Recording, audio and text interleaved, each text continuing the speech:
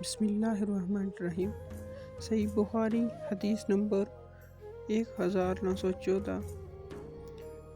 باب رمضان سے 1 یا 2 دن پہلے روزے نہ رکھے جائیں۔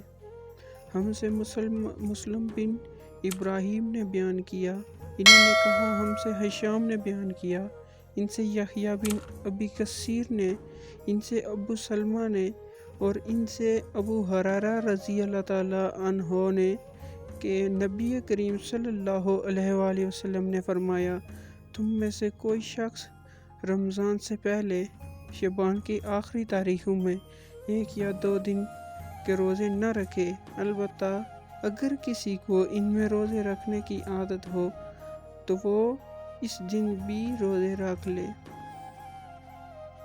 اللہ پاک ہمیں ان پر عمل کرنے کی توفیق عطا فرمائے۔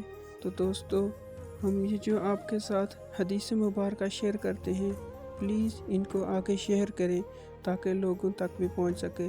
جزاک اللہ خیر۔